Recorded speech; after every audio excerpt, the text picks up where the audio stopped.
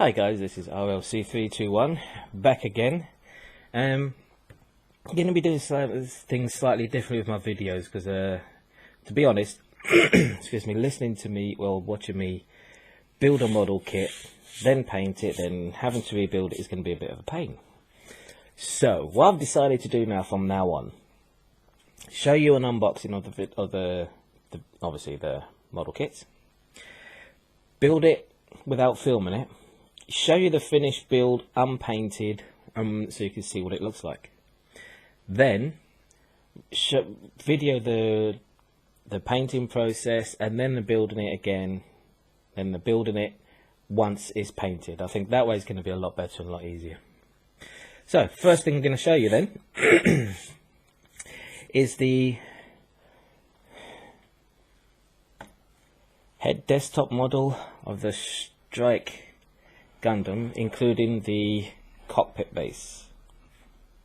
Okay, so now let me just move my camera in a bit more. I've got it on a tripod this time. This is why it's slightly different. I did try buy one of those £30 HD GoPro things, but it wasn't very good. This is a lot better. So let me just move this light source over here a little bit, just so we can, there we go, just make so you can see things a lot clearer, and maybe angle it a bit more. There we go. There. Now, this model is actually pretty good. It's made by BTF. I've already done the unboxing video. This is obviously going to be just after it. Obviously, if you're building the desktop model, there's some parts that you don't need. Let's see if I can get this off here. There's the parts that fit on here. You know, like you've got the barrels that come down here. Obviously, you don't need it when you're using this. I am going to figure out a way of trying to get them on there, because I think it does look cool.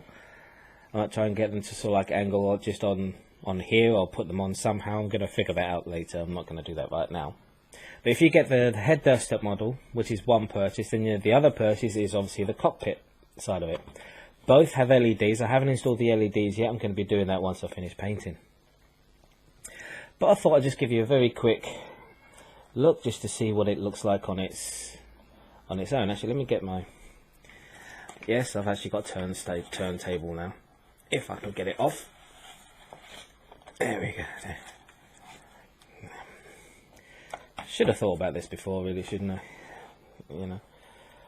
And there it is, the head desktop model of the Strike Gundam, which actually, to be fair, looks really, really nice. I'm liking it. Let's see if we can get in zoom in a little bit. Oh yeah, trying that HD GoPro thing, I didn't like it. I normally shoot my videos in 720. This webcam that I'm using is a Logitech C110, I believe, and I shoot that in 720. But the 720 on the GoPro thing, to pile on my face, but it was shit. It really was shit. It was grainy. It was horrible. The zoom, you couldn't see anything because it had all digital artifacts in it, and it was not very nice. But let's have a closer look at this. Let's have a look. We'll have a closer look at the cockpit first of all. There we go. Autofocus. I love autofocus, and that's another thing. Didn't have autofocus. It has loads of detail. Come on. Oh no, hang on. Let's go over this way a bit more, because then it'll focus in a bit more there. You can see the amount of detail that it has on this model, and this is by BTF. I believe I mentioned that. Some really, really, really nice detail here. This part here is where it's going to have the on-off switch for the LED system. There's the head. This part does keep falling off, and there's a few other bits that keep falling off as well, but I'll go through those in a minute. But let's see what it looks like when you transform it. Now, if I remember rightly, this pops out like this, and then that pops out. And then you can see, let me zoom back out again. And you've got Akira Yamato sitting in there that needs to be painted, and then he's going to be glued into place. This moves up as well, which I think is pretty cool. You can put there's decals and that go on here and also on this blue bit here, which obviously I haven't done yet. And that just slides back into place. Now the head, let's see if I can. The problem with the head, if you look at the back here, it moves up and down slightly, but it keeps hitting the back end. I don't know if let's see if we can get it to zoom in a bit more. It's hitting this here, so it's not going to go down any further than what it already is. The head does have movable parts as well. You can move left and right, but that's pretty much it. The the silver parts on it look really good. What I liked about the BTF, it does have clear parts for the head, so you could put one half as normal color, one half as the clear parts, but I've decided to keep it as this for now. I'm in an iron about the clear parts at the minute. Right, let's see if I can remember how we undo this. Now, does that come up? No, that just comes off. I thought that came up. Obviously, maybe not then. Okay. I know this helmet bit does. Oh, no, not too much, Rob. Now, come on. That comes up there. The side things pop out just here. Like that. And I believe the back end also comes out like that. And I think that is pretty much it. Oh wait, does the faceplate come out at all? I can't remember if the faceplate pops out. It may do. Oh no, there goes that bit again. Oh yes, the faceplate. That can pop up like that a little bit, and then the faceplate does pop out just a little bit. So that's what that does. Not much, is it really? The back end here, for some reason, does move up and down. No, oops, I've just pulled that off. No idea why that moves up and down. Hey up. No, get in the hole. Get in the hole. That's it. There you go. No idea why, but it is there. On a whole, I would say the actual model kit is really, really nice, except for the bits that keep falling off on me.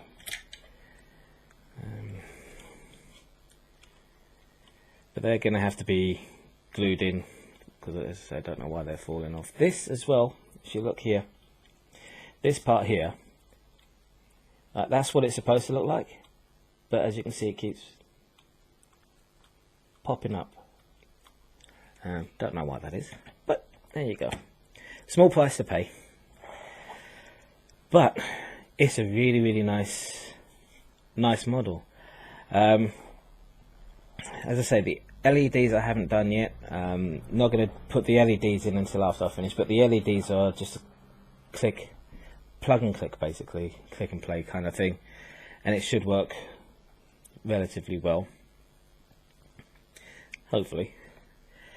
But also the side boosters that usually come on it, that does have LEDs that go in there as well. So I want to put the LEDs in that. That's why I want to see if I can put them on, even if it is just resting somehow somewhere else here. But we will sort it out and figure it out eventually. Yeah. Then again, I may not be able to do it. I don't know. Now, what else is there to say other than how extremely well detailed the panel lines are? Really nice and crisp. Let's bring this up close here.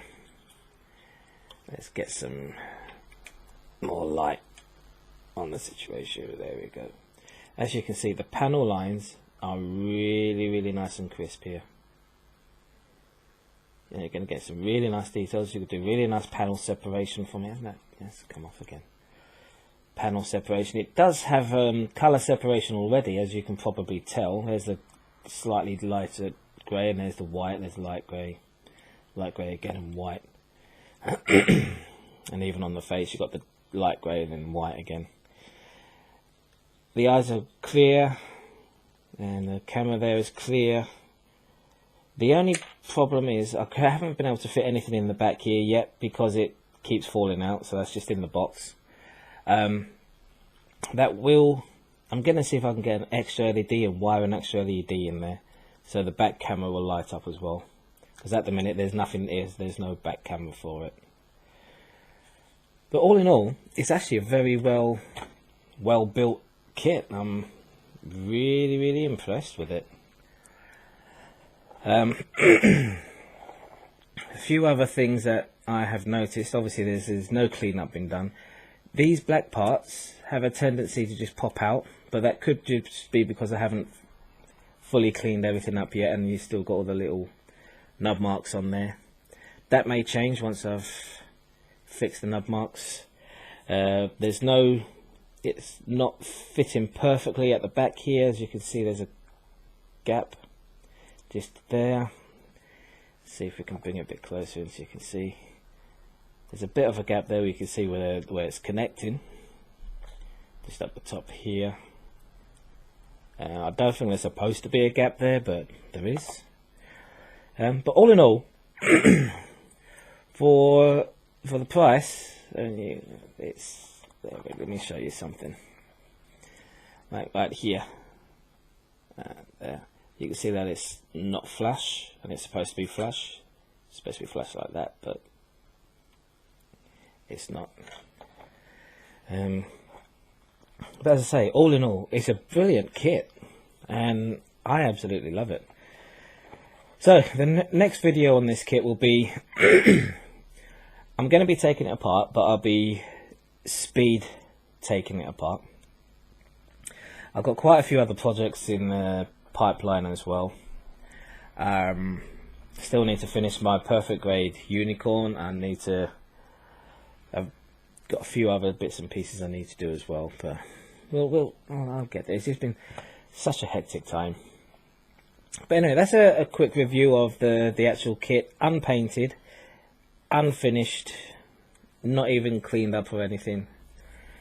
But the next video will be me taking it apart. That'll be speed taken apart, fast forward all that, and then we go into the painting of it and the techniques of painting it and things like that, because it's always good to know how people paint things, because it's good for beginners, it's good for experienced users. I learn a lot from experienced users. I watch a good few other videos, like Strider Prime, I always watch his videos.